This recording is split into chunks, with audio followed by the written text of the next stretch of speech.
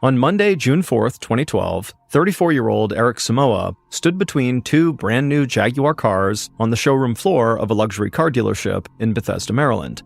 Eric was talking to a potential new car buyer. Eric was this dealership's top salesperson, sometimes pulling in between $10,000 and $20,000 in commission checks every month. Eric was very handsome. He wore a well-fitted black suit and a red tie, and he was tall with a shaved head, brown eyes, and a goatee. Eric smiled at his potential customer, told him a joke, and then put his hand on the guy's shoulder like they were old friends. But pretty quickly, Eric sensed this guy was not actually ready to buy a car just yet. Still though, Eric had not become the top salesperson at this dealership by giving up at the first sign that the customer is not fully committed.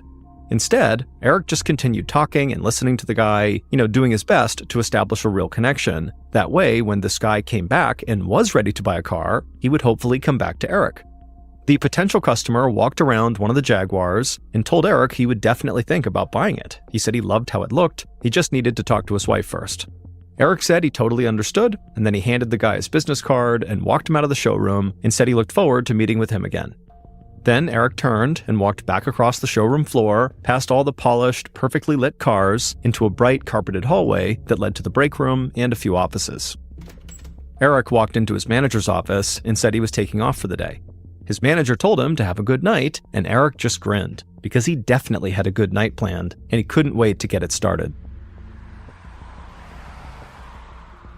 About 15 minutes later, Eric pulled into the parking lot of his high-rise luxury apartment building in Silver City, Maryland, a suburb of Washington, D.C.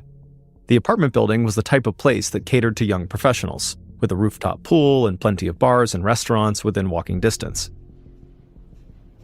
Eric walked into the lobby and took the elevator up to the 6th floor, where his place was. Once inside his apartment, he went right to the kitchen and poured himself a drink. Then he headed to his bedroom and changed into black jeans and a black t-shirt, and then he walked out onto a small balcony. He left the door open behind him. Out on his balcony, Eric sipped his drink as he watched the local restaurants and bars down below come to life.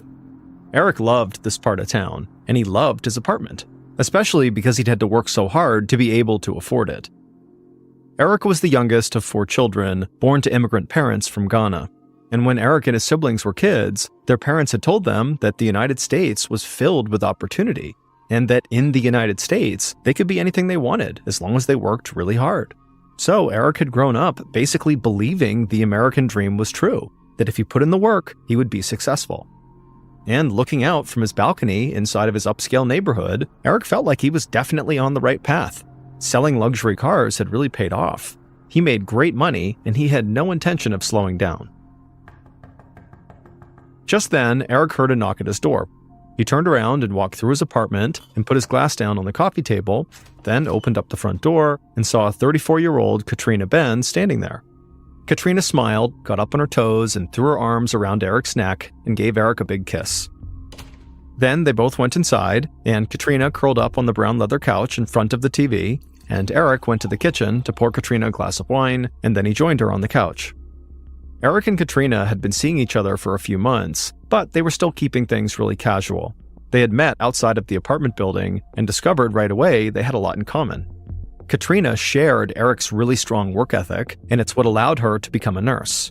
They also both loved basketball, and so their relationship consisted of basically hanging out a couple of times a week, watching a basketball game together, and then spending the night together.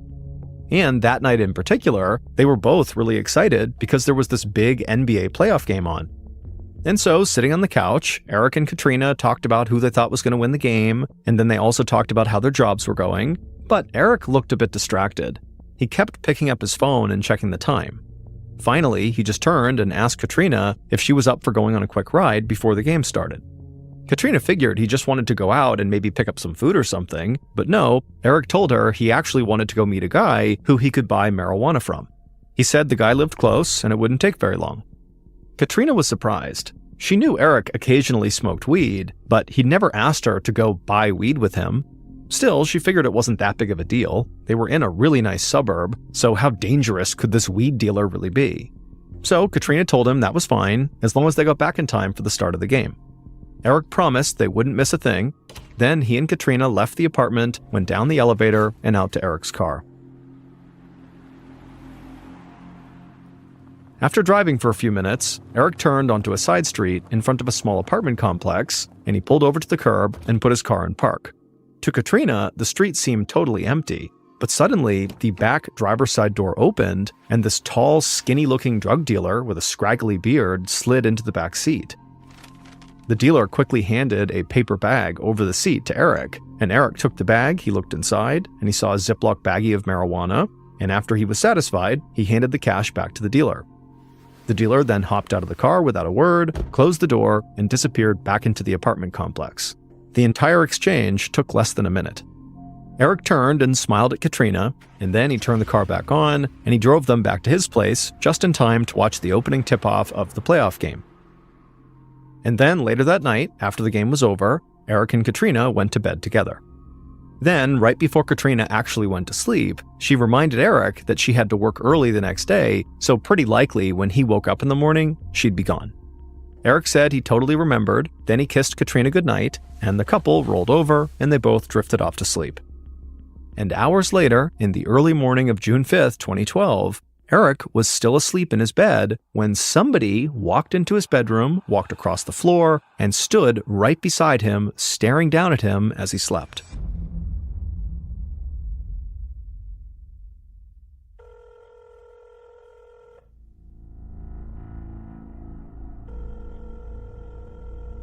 The following day, so June 6th, Eric's manager at the luxury car dealership sat in his office trying to get a hold of Eric on the phone.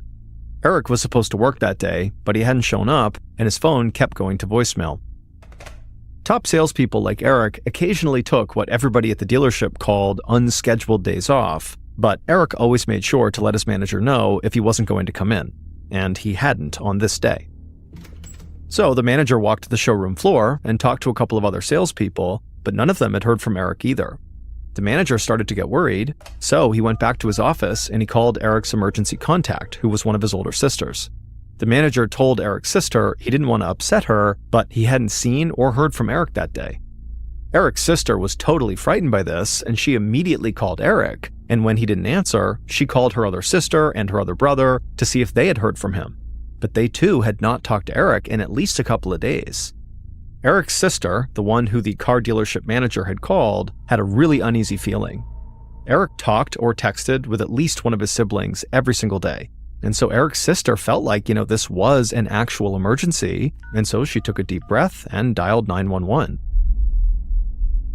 After explaining what was going on with Eric, the 911 operator said that police would send officers by Eric's apartment to do a wellness check on him. Eric's sister thanked the dispatcher, and then she went right to her car and raced across town to Eric's apartment building. A little before 5 p.m., Eric's sister waited downstairs in the apartment complex lobby while a building manager led 2 police officers up to Eric's apartment on the 6th floor. One of the officers knocked on Eric's door but got no response, so the building manager unlocked the door and stepped back. At that point, the officers stepped forward, walked inside, and began calling out to see if anybody was home, but again, there was no answer. So the officers walked across the apartment, down a short hallway, and came to a closed bedroom door. One of the officers knocked, but there was still no answer, so they opened up the door and walked inside. And there was Eric laying in bed. There was a sheet that was pulled up all the way up to his mouth. The officers walked over, and they saw there was a single gunshot wound to Eric's head. Both officers thought it looked like Eric Samoa had taken his own life. The officers quickly went back downstairs, and when they got there, one of them placed his hand on Eric's sister's shoulder. He said he was so sorry, but they had found her brother deceased upstairs in his bed. Eric's sister let out a shriek that echoed off the lobby walls. She started wailing and crying. She could not believe her little brother was gone.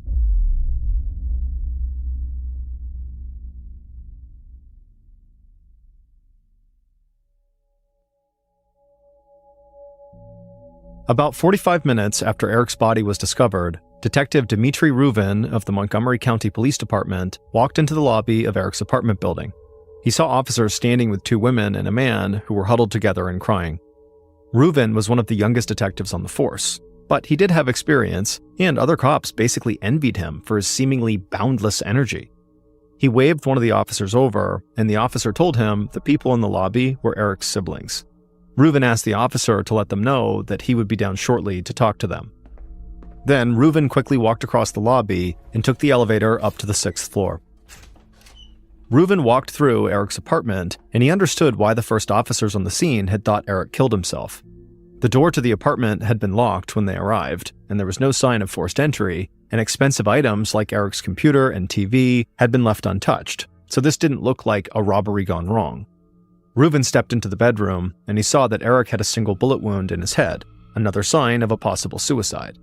But Reuven searched the entire bedroom and didn't find a gun, so he knew the officers had been wrong. There was no way Eric had shot himself. Someone clearly had shot him. Reuven looked down at Eric's body, and for whatever reason, he felt this instant connection with the guy. He couldn't really explain it. He'd worked a lot of homicide cases, and he always felt sympathy for the victims. But this was something different. This was more personal. Reuven told himself that the reason for this connection must just be because Eric looked to be about the same age as Reuven. It was like, here's this guy with every opportunity in front of him, and somebody took that away from him. And this just made Reuven really upset and angry. It just seemed so wrong. Reuven took out his phone and called the station to let his boss know that this was a homicide, not a suicide, and so he would need an investigative team sent over. And not long after that call, forensics analysts arrived at Eric's apartment and began sweeping through it. And they would discover a single .380 caliber bullet casing in the bedroom, but there still was no sign of a gun anywhere.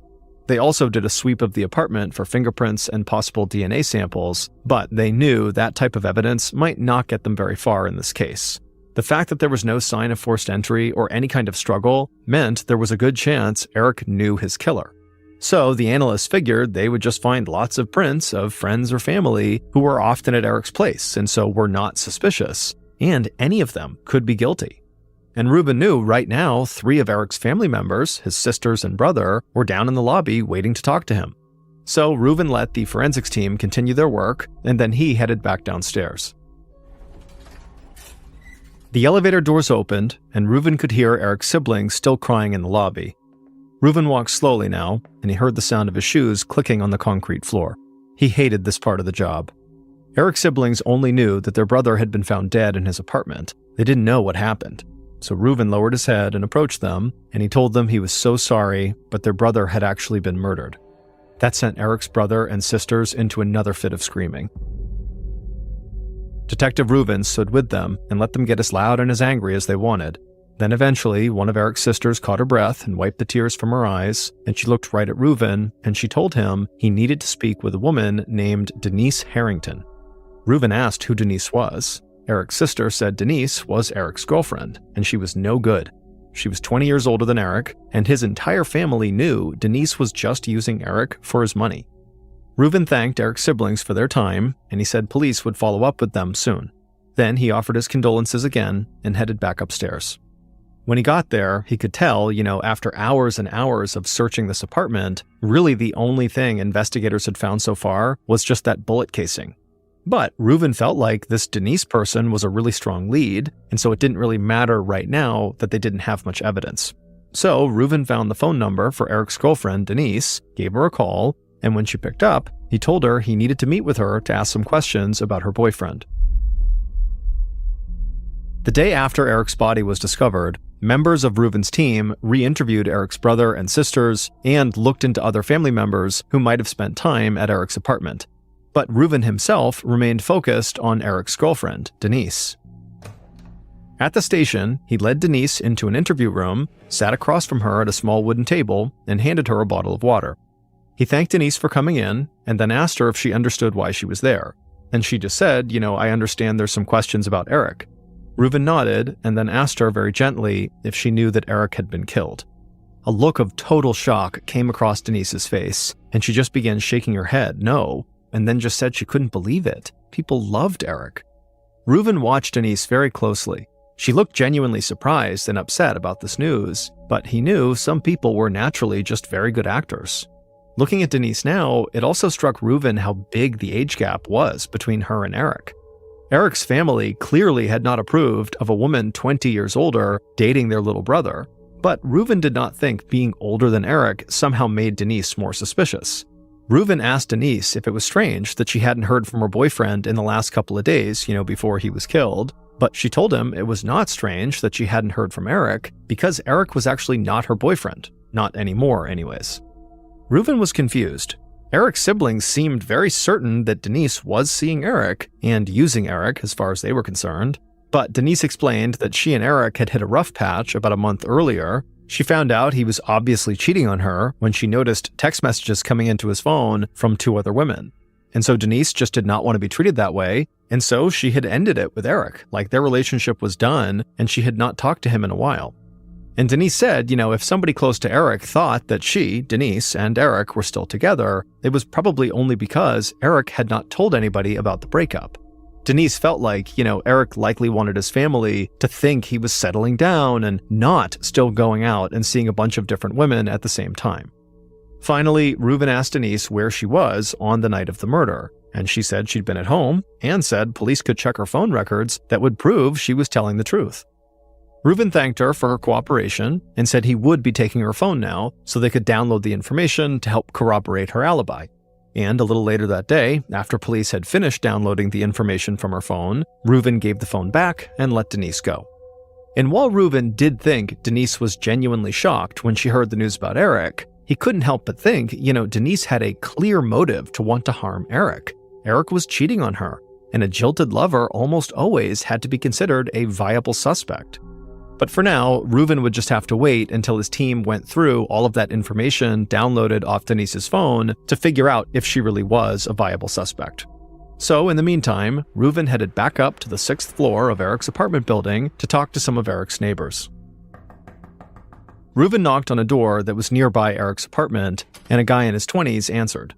The young man did not look surprised to see a detective standing there. He said he knew Eric pretty well, and he knew Eric had been killed. Then, without being prompted, he told Reuven the police should really question Eric's girlfriend. Reuven said he'd already met with Denise, but the young man just kind of stared at him, and then he said no, Eric's girlfriend's name was not Denise, it was Katrina. If you recall, Katrina was the woman who watched basketball with him on the night he was killed. The neighbor told Reuven that Katrina lived in the apartment building, and he had seen Eric with Katrina a bunch of times. Reuven thanked the young man for his help, and then the door shut, and then Reuven just stood there in the hall thinking. Denise had mentioned during her interview that 2 women had been texting Eric, which is how she had figured out he was cheating on her, but neither of those 2 women were named Katrina. And Eric's family had never mentioned anybody named Katrina at all. And so now, Reuven thought he might have a jilted lover in Denise and a secret lover in Katrina to consider as suspects. Reuven really wanted to make sure he was fully prepared before he brought in Katrina for an interview, so he and his team did some digging. They found out Katrina was from Mississippi, and she had come to Maryland a few months earlier to work as a nurse for the National Institutes of Health, a government organization focused on public health research. But much more important than that, at least to Detective Reuven, was that several people in the apartment building saw Eric and Katrina together on the night before Eric was killed.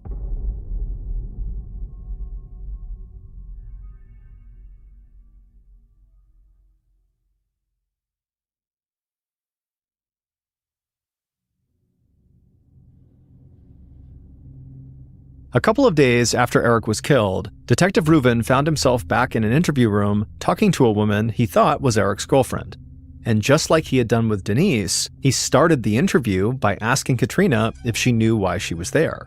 And Katrina, who had a sort of confused look on her face, told him that, she understood she was here to help with some investigation, but she hadn't been given any more details than that.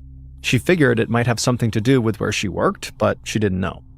At this point, Reuven told her point blank that her boyfriend, Eric, had been found murdered in his apartment, and that she was the last person anybody had seen him with. Immediately, a look of complete disbelief came across her face, and as she pulled her legs up onto her seat and grabbed her knees with her arms and began rocking back and forth, she began saying to Reuven that, why would anybody want to do this? Everybody loves Eric. And then she asked Reuven, is it possible that this was not Eric? But Reuven said no, this was definitely Eric, and he is definitely deceased. At this, Katrina clutched her knees even tighter, and then she looked up at Reuven with a very sad look on her face, and she said, she just felt so guilty. For the past couple of days, she'd been furious at Eric because he had not been responding to any of her text messages. And so she thought he was just being a jerk for some reason, but now she knew why he wasn't responding. It was because he was dead. That realization was like too much for Katrina to handle, and for a minute, it seemed like she might have a total breakdown. But then she stopped rocking in her chair, and she put her feet on the floor, and she leaned forward. It was like something had just clicked in her mind. She told Reuven that something really strange had happened on that last night that she was with Eric. Reuven leaned in and asked Katrina to please walk him through everything she could remember about that night. Katrina took a deep breath, and then she began speaking. She said she and Eric had met up to watch basketball, but they left his apartment so Eric could go buy some weed. Then, after Eric got his weed, the couple went back to Eric's apartment, they watched the game, they had sex, and then they went to sleep. None of this seemed very out of the ordinary to Reuven, and he was about to say as much, but Katrina said, hold on, the weird part happened the next morning. She said the next morning when she woke up around 5 a.m., because she had to get up really early for work, she had looked over and Eric was not in the bed. Then she heard voices coming from some other room. She thought maybe Eric was on the phone, so she just got dressed, grabbed her things, and walked out of the bedroom, and the drug dealer who had sold Eric the marijuana the night before was standing right there. Katrina said this totally freaked her out. Doing, a quick weed deal in the car was one thing, but having a drug dealer in the apartment at 5 a.m. seemed wrong to her. And being a nurse for a government organization, she did not want to be associated with any drug dealers. But that wasn't all. Katrina said when she looked at this dealer, this tall, skinny guy with a scraggly beard, he seemed really agitated. And when Katrina told Eric she was leaving, the dealer turned and looked at her and walked over, grabbed her arm, and basically rushed her out of the apartment and then shut the door behind her. Reuven got Katrina to give him as many details as she could about the dealer and about the location where he had sold Eric marijuana the night before, and after taking all that down, Reuven stopped for a second because he thought of something. He asked Katrina, why didn't you check in on Eric later in the day or really at any point over the next couple of days when he wasn't responding to her text messages? Like the last thing you saw was Eric alone in his apartment with this sketchy drug dealer who rushes you out the door and shuts the door behind you. You said the drug dealer seemed agitated, so what? You just figured everything was fine and you just didn't think to follow up? Katrina could see how suspicious it seemed, but she explained to Reuven that her relationship with Eric was very casual. They basically were not a girlfriend and boyfriend, they were not a couple, they were just kind of hooking up periodically, and that was it.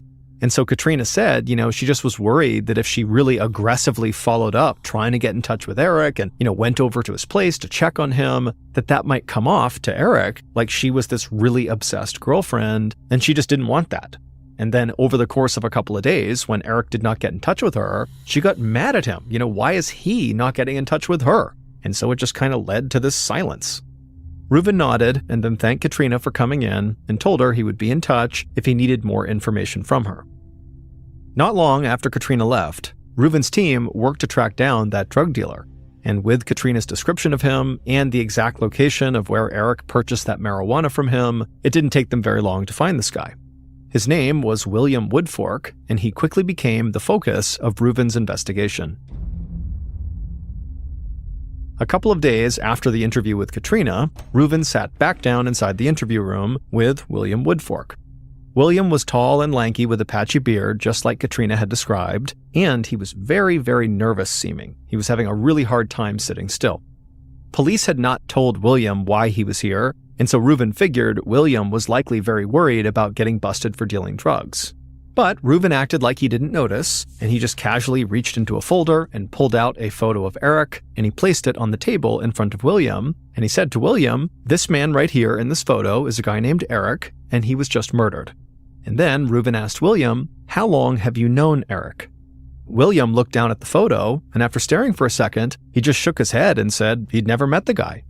Reuven smiled a very knowing smile and then told William it was not a good idea to be lying to the police. This is a homicide investigation. This is about as serious as it gets.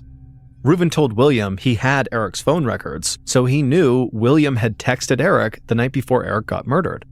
Immediately, William hung his head and stared at the floor and then began backtracking. He admitted to Reuven that actually he had sold Eric weed a few times, including on that past Monday night.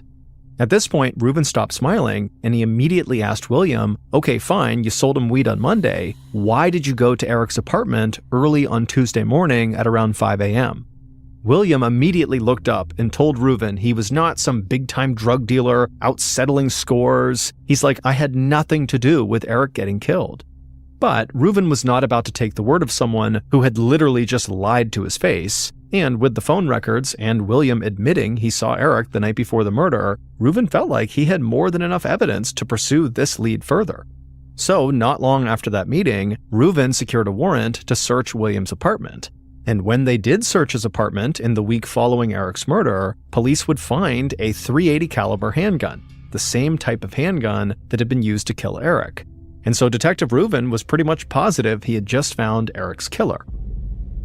But later that week, when the ballistics report on Williams' gun came back, it showed the ammunition used in his gun did not match the bullet casing that was found in Eric's bedroom, meaning this gun was not the murder weapon. Reuben was not willing to totally eliminate William as a suspect. It just seemed too coincidental that this guy would happen to have a .380 caliber handgun in his apartment, but it could be just a bizarre coincidence. And without more compelling evidence, he knew any case brought against William would not hold up in court. And so suddenly, Reuben felt like this investigation had just stalled in a major way. Investigators went from believing they had their killer right back to having no idea who they were even looking for. And at the same time, Reuben began getting daily calls from Eric's sisters, but he had no new information to share with them. And Reuben told other investigators that he felt like he was letting Eric's family down. Weeks passed without any new leads coming in, and then several months went by, and pretty soon this case became much less of a priority for the department. But Reuben refused to let the case just go cold. In fact, he put a photo of Eric on his desk to remind him of the job he still needed to do. And he continued to talk to Eric's sisters almost every day, and he promised them as long as he was on the force, he would never stop looking for their brother's killer. In May of 2013, almost a year after Eric's murder, Detective Reuben continued his investigation. But almost no new evidence had surfaced, and so he was basically running out of ideas. Reuben pored over Eric's case files whenever he could, looking for anything that he might have just overlooked. And there was one piece of evidence, or really a missing piece of evidence, that had always bothered him. The gun that had been used to kill Eric had never been found.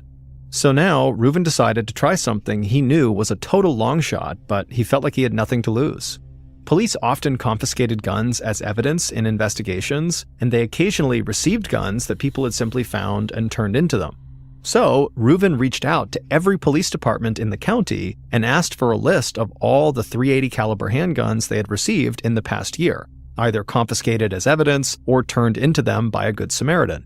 The other departments all cooperated, and soon Reuben ended up with this list of 60 .380 caliber handguns. And then Reuben began the painstaking work of tracking down the history of each of those 60 guns. And the first 58 guns led him nowhere. But when he began looking into the 59th gun on the list, he thought he might have found something promising. That gun had been found discarded on the side of the road on the Capitol Beltway, one of the busiest streets in Washington, D.C. The man who had handed this gun over to police had been sitting in bumper-to-bumper traffic and just happened to look over and see the gun lying on the side of the road. And that spot on the Beltway was not very far from Eric's apartment. But there was another detail in this report about this 59th gun that gave Reuben the biggest jolt of energy he'd felt in almost a year. The man who found this gun had found it just 2 days after Eric's murder. Using the 59th gun's serial number, Detective Reuben tracked down the weapon's original owner, but that man told Reuben he'd actually sold the gun at a pawn shop years earlier, and so Reuben found that pawn shop and got their sales records for the gun, and from there, Reuben started tracking down every one of the gun's previous owners, and there were quite a few of them. And this process dragged on for weeks and weeks, but finally, right around the actual 1-year anniversary of Eric's death, Reuben talked to a man who had sold this 59th gun to a pawn shop just a few months before Eric was killed. And so Reuben felt like there was a legitimate chance that whoever had bought the gun from this latest pawn shop was the killer. Now, the pawn shop was nowhere near Reuben's police station, but he decided he would take a trip there, hoping all of his work would pay off. So, on a hot and humid June day, Detective Reuben, along with several other officers, walked into the pawn shop on the outskirts of a small rural town. Reuben thought it was the kind of place someone would never find unless they already knew it existed. The pawn shop owner greeted Reuben from behind the counter in a very thick southern drawl, and he asked how he could help. Reuben told the owner he was looking for sales records on a particular gun, and then he gave the owner the serial number of the gun. But the owner right away just sighed and said he was really sorry, but he couldn't do that. He'd stored those sales records in diaper boxes out in a shed behind the shop, and earlier that year, rats had gotten into the shed and started gnawing away at all the diaper boxes. The owner was worried he would lose the records to the rats, and he knew losing gun sale records could get him in big trouble with the federal government, so he handed over all those records inside of the chewed-up diaper boxes to the Bureau of Alcohol, Tobacco, Firearms, and Explosives, or the ATF. The ATF is a United States government agency that primarily monitors firearms trafficking. Reuben just stood there and stared at the pawn shop owner. He felt like laughing at how absurd this was. He never imagined diaper boxes and rats would play a role in his homicide investigation, but here he was. And so ultimately, Reuben thanked the owner and then left the pawn shop and headed back to Montgomery County, Maryland, to the police station. And once he got there, he called an ATF agent that he knew and told him what had happened. Reuben offered to go to ATF storage and personally dig through all the chewed-up diaper boxes himself, but the agent assured him the ATF would find whatever he needed. And on June 12, 2013, so over a year after Eric's murder, Reuben got a call at his desk from that ATF agent. And the agent told Reuben that they had just tracked down all those diaper boxes, and they had found the specific report Reuben was looking for, and so he was faxing the report over right now. Reuben thanked the agent and hung up the phone, but as soon as he did, he felt so nervous. It was like every muscle in his body was getting tense. He knew if this report that he was about to read didn't give him any new information, he would have no idea what to do next. And so as he was thinking about this, he looked over at the photo of Eric on his desk and just held his breath. The fax machine near his desk started printing out the report. Reuben got up, walked over to the machine, grabbed the report, and began to read through it. And as he did, Reuben felt like a huge weight had been lifted off his shoulders. After more than a year of investigating this case and weeks of tracking down gun owners all over the place, Reuben knew, based on this report, that he could call Eric's siblings right now and tell them he had found their brother's killer.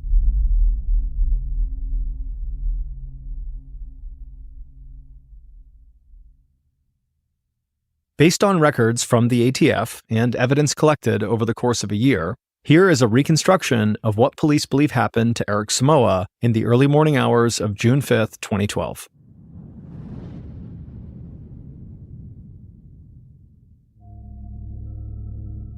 The killer was standing at the foot of Eric's bed, watching him sleep.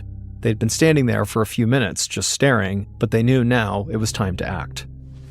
So they reached into their bag that was slung over their shoulder and pulled out a .380 caliber handgun. The killer then walked forward until they were right next to Eric, trying to be as quiet as possible. They didn't know what Eric would do if he suddenly woke up. And so at this point, the killer kind of leaned over Eric until they were so close to him they could actually feel Eric's breath on their cheek. Then they slowly pulled up their gun and aimed it basically point blank at Eric's forehead, and then they fired. The bullet lodged inside of Eric's brain, and he died without ever waking up. The killer quickly tossed the gun into their bag and then pulled the bedsheet up to Eric's mouth to try to cover up some of the blood. Then the killer ran out of the bedroom, slamming the door shut behind them. They opened up the front door, they locked the doorknob, and then closed it, and then they ran down the hallway to the elevator.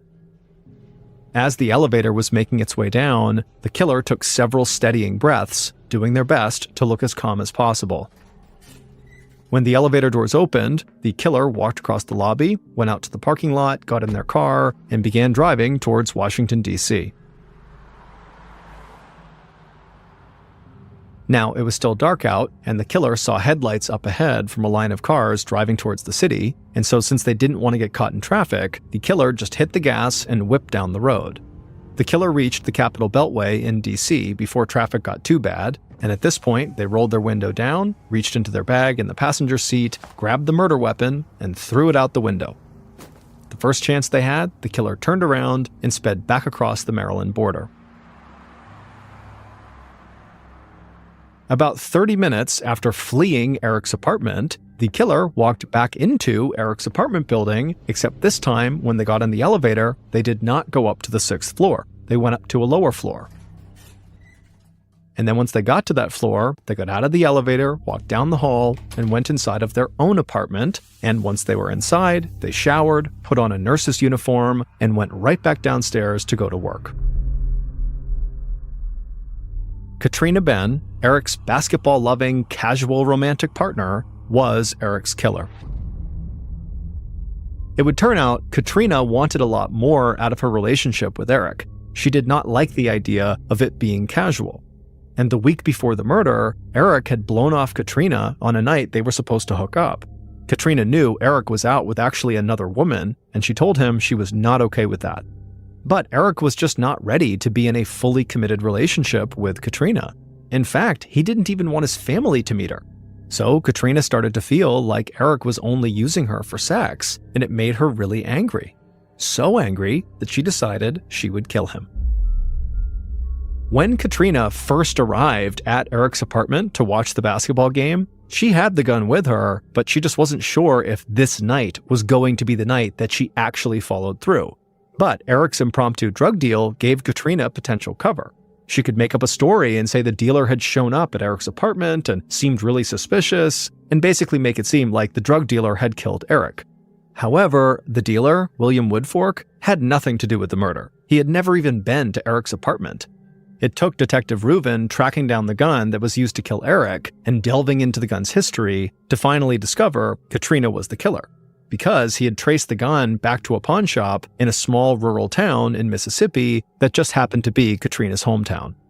Now, at this point, Reuven was very sure Katrina was the killer. However, he needed a receipt that showed she was the one who bought this gun last. But when he went to the pawn shop in Mississippi, those sales records were in that shed getting destroyed by rats, and so they had been shipped to the ATF. But Reuven was able to get those records from the ATF, and as soon as he looked through them, he saw right there Katrina's name was on the record. She had bought the murder weapon. She definitely was the killer.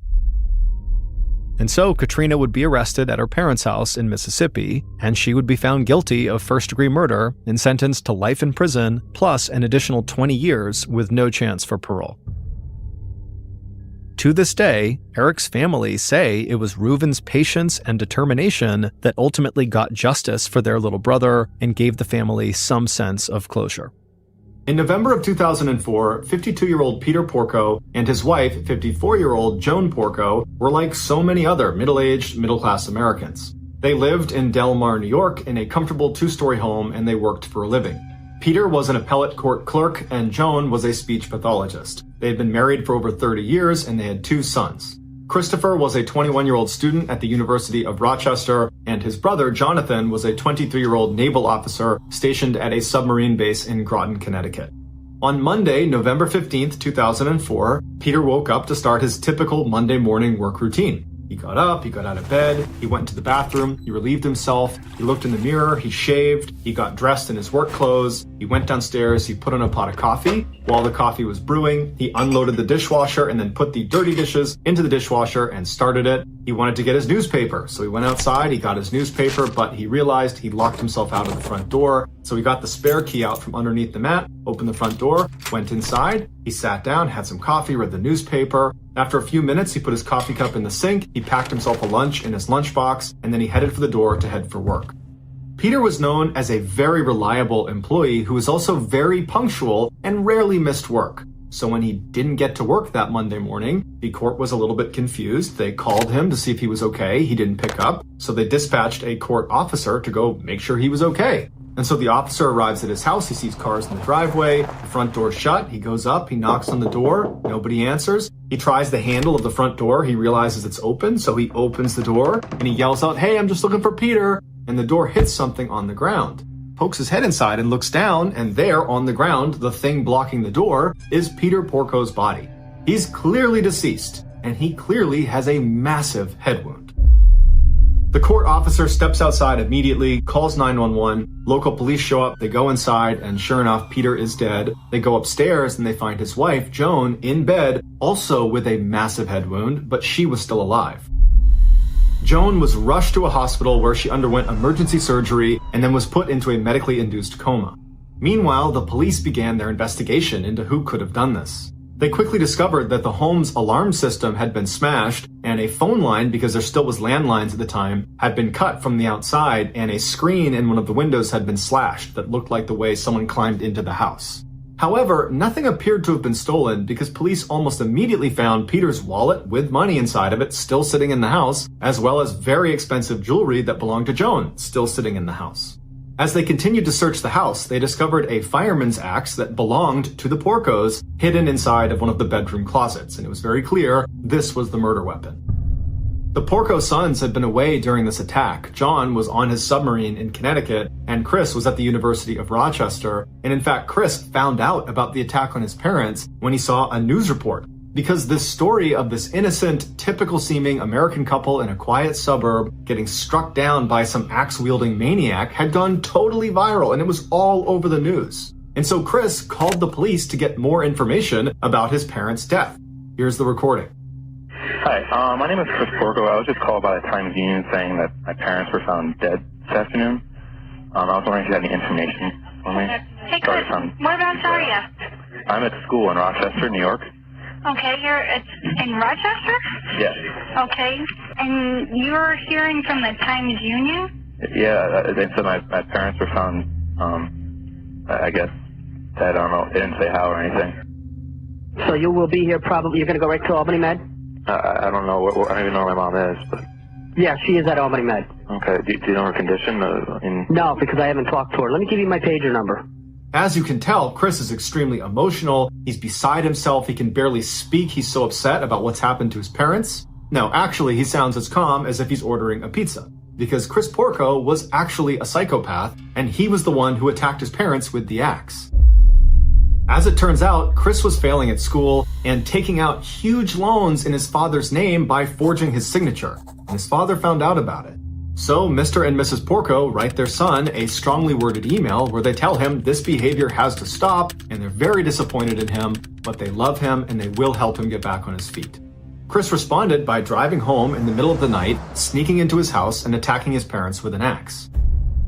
While this case is already disturbing and horrific and tragic, it's what happens to Chris's father after the attack that makes it one of the most brutal cases of all time. After being struck 16 times in the head and laying unconsciously in his bed as his sons snuck out of his house, Peter suddenly sat up and began his morning routine. He got dressed, he went to the bathroom, he shaved, he went downstairs, he made coffee, he did his chores, he went outside to get the newspaper, he got locked out, he got the key from under the mat, went back inside, he packed his own lunch. When he was finally ready to go, he headed for the door and then he collapsed and he died. Due to the severity of Peter's head wound, his brain was basically broken and it was unable to recognize he had been gravely injured. So in his final moments, he believed it was just a typical Monday morning going about his work routine, when in reality, he had a gaping head wound and he was basically dead after the 16th blow to his head. One of the more surprising and heart-wrenching details of this case is that Joan Porco, she did survive the attack. And after she came out of that medically induced coma, she said she forgot all the details of the attack, even though when she was discovered in her bed, she did indicate that Chris, her son, was the attacker. Nonetheless, she got together $250,000 to post Chris's bail, and she allowed him to come stay with her during his trial. And the two attended the trial together, walking into the courthouse hand in hand. Chris was very quickly found guilty of killing his father and attempting to kill his mother, and he was sentenced to 50 years to life in prison. Despite the verdict, Joan Porco still speaks to Christopher over the phone and frequently visits him in prison. It's unclear if she still believes he is innocent.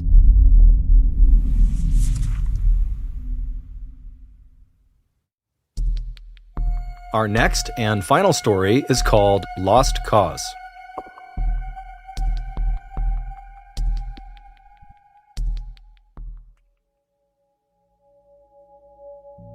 On the advice of his longtime therapist, a 70-year-old man named Art began writing about what happened to him and his family 30 years earlier in 1989.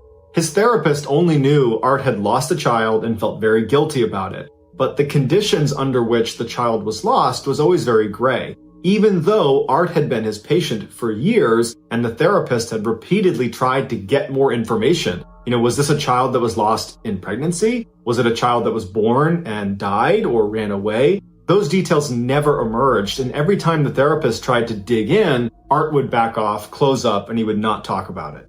And so finally, his therapist said, Art, you just need to find a way to talk about this stuff. If you're not going to talk about it with me, then perhaps you should write it all down in a private journal. It'll be a very cathartic experience, and it might help you get over that guilt you're feeling. So Art reluctantly agrees. He goes home, he gets out a piece of paper, and he begins writing all the details of everything that happened leading up to that day in 1989 and what actually happened on that day in 1989. And when he was done and he had a chance to look at what he had written, he didn't feel better. He felt worse. He felt more guilty. But that's because Art had a secret that the therapist didn't know about. And now that it was out on paper, Art suddenly felt like, you know what, before I die, I have to tell the world what me and my wife did. So in 2019, he took all of those notes that he had written down about what had happened, and he posted it to Reddit. This is his confession story. Art's son was very, very troubled. Art would say, if you've seen the movie, We Need to Talk About Kevin, where a couple's son turns out to be a total psychopath, Art says that's a pretty good representation of what home life was like with our son. From the day Art's son was born in 1971, it was like something was off about him. Art and his wife Lisa had planned this pregnancy, and they were ecstatic when their baby boy was welcomed to the world, and they showered him with affection and love and did everything they possibly could to give him a warm, loving environment. But no matter what they did, it just seemed like he was always miserable. Their son cried constantly for the first 13 months of his life. Now, Art and Lisa understood that when you bring a baby home, there's a good chance they're going to cry. But his crying was so constant, and he could not be calmed down, that they grew concerned that this was more than just a colicky baby, that there could be some underlying issue. And so they brought their son to doctors and specialists, and they tried every treatment under the sun. They changed his diet, they changed his room, they sang him songs, they changed everything they could, but it never stopped. And so 13 months of grinding, grating, no-sleep hell. Finally, in the 14th month of his life, he seemed to get over the incessant crying stage, and Art and Lisa were so relieved. It seemed like finally they could just be loving parents and not be so frustrated with their child all the time. But it seemed like now that he wasn't crying, he still was just totally unhappy. His body language and everything about him said, I'm not happy, always. Art said that he never saw his son ever have a genuine, joyous smile. The only time he saw something resembling a smile was when his son would grin after causing someone pain or breaking a rule or in some way being bad. And then once his son started walking, all he wanted to do was just destroy everything in front of him. But again, Art and Lisa, they realized that this is all pretty typical child behavior, albeit maybe on the more extreme end of bad behavior, but it's still in the realm of normal child. And they're thinking that they are the reason this is happening. And so they're not blaming their son at this point. They're still doing everything they can to take care of him and love him to the best of their ability. When their son was about 2 years old, he learned how to take off his diaper. And he began sneaking around the house and emptying the contents of his diaper into corners of the house, underneath carpets, grinding it into the carpet, smearing it on the walls. But again, Art and Lisa are looking inward and saying, our child is only 2 years old. It can't be his fault he's acting this way. It's our fault for not finding a way to correct this behavior. But Art and Lisa started to drift away from that opinion when their son got a little bit older, got potty trained, and wasn't using diapers anymore, and still was going around the house and squatting down and going to the bathroom all over the house, making a mess at every possible chance he could. And not just when he was 4, 5, 6 years old. All the way up until he was 15 years old, he was doing this. And he stopped doing it in random corners, and he began only going into his parents' bedroom every chance he got, opening up the sheets, going inside, going to the bathroom, shutting it back up, and leaving.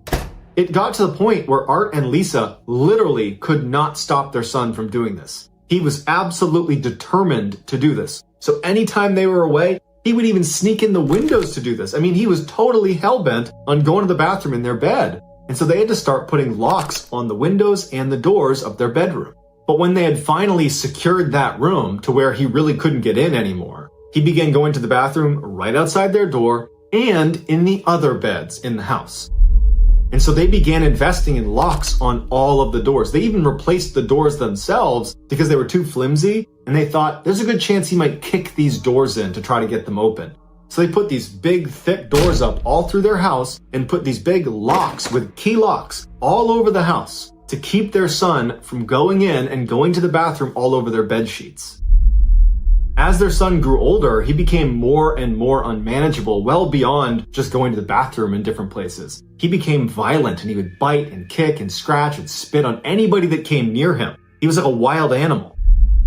Before he was 9 years old, he had been kicked out of school 2 separate times. And they let him back in a 3rd time. He apparently did something that was so bad that they effectively expelled him. A 9-year-old is getting expelled from school. So they had to enroll him at this other special school that would accept him with his history. But part of the deal with this school is you don't have any interaction with other students. He was considered too dangerous to be around other kids. So he was totally isolated at school, and it ultimately made him a lot worse. Once he was enrolled in this school, he became really violent at home. He would come home from school and he would go right to the kitchen and get a knife out, and he would start threatening his parents, to the point where they had to lock all the drawers in the kitchen. Once all of the knives were under lock and key in Art's house, his son began stealing knives from the neighbor's house, smuggling them back into the house, and at night he would pull them out and try to stab Art. And on 2 different occasions he was successful, and Art still has scars on his leg from it.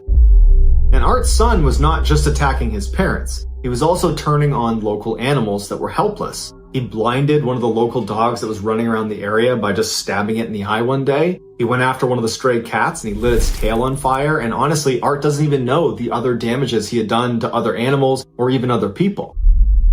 Even though Art and Lisa massively resented their son for how badly he treated them and how difficult he was making their lives, they recognized that this was a child that needed help. And so they tried everything they could to help him by enrolling him in that special school that ultimately was isolating, but it was an attempt to try to help him, or bringing him to different therapists and psychologists and doctors, putting him on different medications and bringing him to meditation consultants. I mean, you name it, they tried everything they could to try to help this kid, but nothing worked. He only got angrier and got bigger and stronger and more aggressive and violent. And eventually Art and Lisa are like, what do we do about this? What ultimately started happening over the following years is Art and Lisa became prisoners of their own home, that every time their son was around, they felt unsafe around him. He was such a wild card and he had these crazy angry outbursts and he was clearly prone to extreme violence. And so they began using those heavy doors and locks to lock themselves away from their son. It was the only way they felt safe. And so with that in mind, fast forward to 1988 when Art's son is now 16 years old and Art and Lisa find out they're pregnant again. It was a surprise and they were not happy about it. In fact, because of how badly it had gone with their son, they were really scared that another child was going to be just as bad and they couldn't possibly go through this again. And so they decided that they weren't going to terminate, but if they noticed early on this child was a huge problem child, as horrible as they felt about it, they knew they would give it up for adoption. They simply couldn't do this again. This time they had a daughter and she was normal. She was nothing like their son. She didn't come home and cry constantly. She smiled and laughed, and after a few months she was sleeping through the night and she was hitting her milestones and she just seemed happy and she was easy. And it was around this time that Art and Lisa began to realize just how bad their son was. Seeing how wonderful their daughter was just amplified all of their son's atrocious behavior over the first 16 years of his life. And so Art and Lisa really began to look at their son as more of a lost cause. And they were less invested in going through the motions to try to find some way to help him when they knew it wasn't going to work. It had never worked. And he's only a couple years away from being 18 and he can go out on his own and figure it out for himself. And now, since they didn't really care as much about him, suddenly his behavior was intolerable. And anytime he acted up, they would never lay a hand on him, but they were not afraid to tell him to basically get the F out of here. We are not putting up with this. Leave. And so regularly, Art and Lisa would have these horrific screaming matches with their son, until their son would basically run away in a rage and then come back hours later or even a couple days later. And Art said he began to look forward to fighting with his son because every time they fought, it meant his son would be gone for a little while afterwards and there would be a little bit of peace and calm inside the house. But at the same time, Art and Lisa were concerned one of these days he's going to come back in after one of these fights and he's going to kill us. So it went on like this for about a year until a rainy day in 1989 when their son was almost 18 and their daughter was almost 1 year old.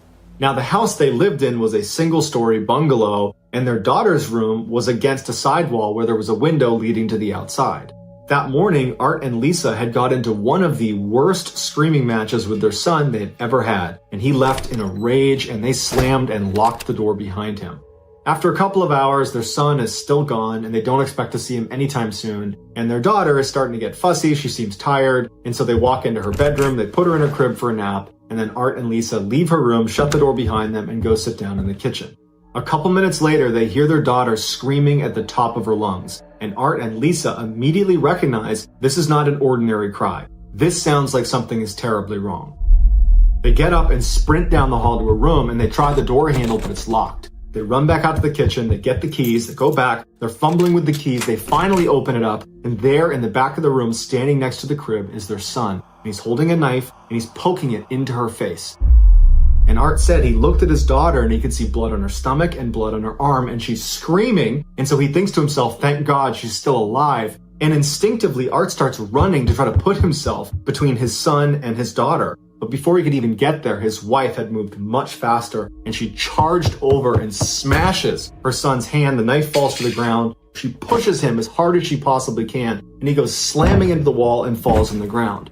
Art immediately reaches into the crib, picks his daughter up and runs to the other side of the room. And he kind of looks her over. She's crying, she's in pain, she's scared, but he can see the cuts on her are superficial. He turns back around and he can see his wife is standing there with her fist balled, standing in front of her son. Her son stands up and he's looking at her, no emotion on his face. Art would even say that it was like he was looking at an alien. This person wasn't human. How could they do this to their own sister, to a baby? And he stared at him and then he noticed his wife was moving towards her son like she was going to attack him. And this is where Art says he knew he was supposed to go over there and stop whatever was about to happen. But he didn't. And this is the part of the story where Art reveals his wife, she's this amazing boxer, and he knew that she could beat the living crap out of just about anybody. The son is so stunned by how quickly this has happened that he's not doing anything. He's not positioning himself to fight back or to even preemptively attack his mother. He's just kind of standing there looking at his mother with no expression on his face. And that's when Art's wife winds up and blasts him across the face, knocking his head back. And Art said immediately he could tell his nose was broken, blood squirts all over his face, and he falls to the ground. Until this moment, neither Lisa nor Art had ever laid a hand on their son. Even when he stabbed Art twice in the legs, they never physically struck their son. But this was different. Their son had crossed the line, and he could never come back. And so even though Art knew if he doesn't step in, his wife is going to beat their son to death, even though he knew that was going to happen, he remembers thinking, good. He turns around and he leaves the room with his daughter. As Art cleans up his daughter and puts band-aids on each of the cuts that were inflicted on her, he hears in the other room his son is yelling and screaming at their mother saying, I'm going to kill you. And she is just ruthlessly punching, kicking, and smashing him. It is not slowing down at all. And Art remembers by the time he picked his daughter back up, after putting all her band-aids on and she'd kind of calmed down, he still heard his wife punching, kicking, and smashing their son, who's now unconscious. Again, Art knows if I don't go in there now, my unconscious son is getting his head kicked in by his mother. If I don't go in there now, he's gonna die, for sure. But Art wants that to happen, so he doesn't go in there. Instead, he just rocks his daughter until she falls asleep. And by the time she's snoring in his arms, his wife is still punching, kicking, and smashing their son, who hasn't made a sound in a long time. Art just sits down at the kitchen table, hoists his daughter onto his shoulder, and just listens for his wife to finish what she's doing. And finally it does go quiet in there, and his wife emerges from the room, and she's covered in blood, her hands are swollen and red, and her chest is heaving like she's been running a race. She comes into the kitchen and sits down at the table next to Art and looks at him, and he looks back at her, and he just says, is he dead? And she says, "I hope so." And he just goes, "Yeah, me too." Art and Lisa sat at the kitchen table for a long time. There was no sound coming from the room where their son was. And eventually Lisa starts crying and goes and takes a shower. At which point Art stands up and he goes into the bedroom where his son was. And this is when he can tell his son is actually still alive. He walks in and he can see his son still breathing, but he's covered in blood. He's got vomit on him. He's clearly wet his pants. His teeth have been knocked out. His whole face is bloodied and bruised and swollen. And he goes up to him and he thinks there's no way he's going to live through this. But Art has kind of an internal crisis because he wants him to die. He doesn't want him to live. And so that decision of should I call an ambulance or should I call police was a really difficult one to make because really neither served the purpose that he or his wife wanted. And so as he's standing there wondering what to do, he hears his wife come out of the shower. And so he leaves the room and he confers with his wife and they decide, we're not going to call the police. We're not going to call an ambulance. We're going to do nothing. And so right then and there, they walked around their house, they gathered up a couple things, and they headed downstairs into the basement where they had an in-law suite, which basically was a little apartment that they didn't really use, but it had everything they needed. And they moved down there, and they locked the one door that led down there, and they locked the side door as well. They figured if he lived, there would be enough food to get him through a few weeks upstairs. There's water up there, bedrooms, bathrooms. He had all of that. And at some point, he would run out of food, and he would have to leave. Or he would die upstairs, and in a couple weeks, they would go up and they would deal with it.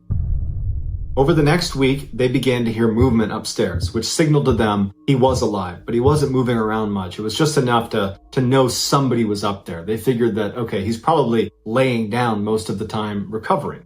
And so Art began going back to work. He would go out the side door, and every time he went outside and he was on the driveway, he was expecting his son to come out and attack him, but he never did. And his wife, Lisa, she stayed with their daughter 24/7, stayed in the house, and at no point did the son ever try to come downstairs and try to attack her or them at any point, probably because he was afraid of his mother.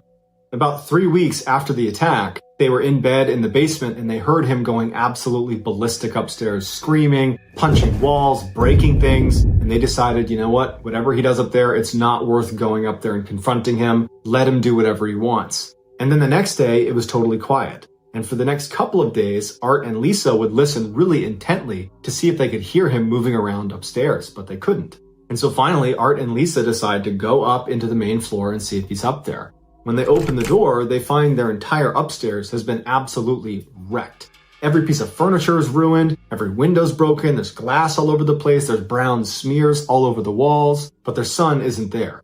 And so they figured that night when they heard him going crazy upstairs, he already knew he was going to leave. He just wanted to ruin their house before he did. Even though their son was gone, they had no idea if he was going to come back or not. And so for days and weeks and months, they lived in fear that their son was just going to show up one day and kill them. But he never did.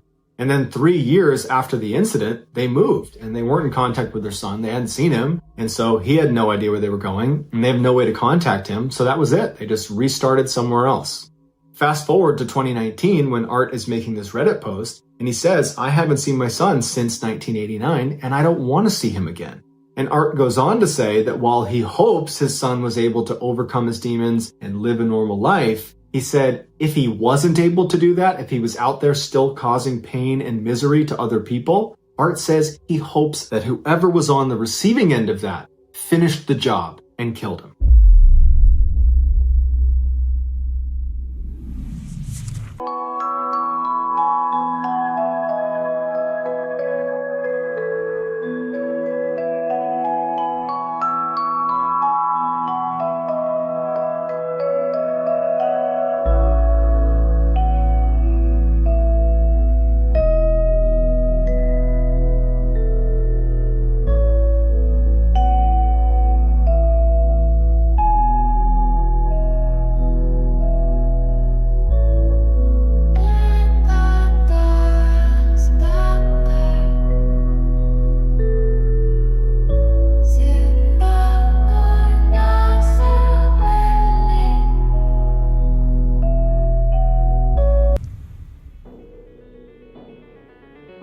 Thank you for listening to the Mr. Ballin podcast. If you got something out of this episode and you haven't done this already, please deliver a strange, dark, or mysterious story to the Amazon Music follow button, but in PDF format. This podcast airs every Monday and Thursday morning. But in the meantime, you can always watch one of the hundreds of stories we have posted on our main YouTube channel, which is just called Mr. Ballen. We have a registered 501c3 charitable organization called the Mr. Ballen Foundation that honors and supports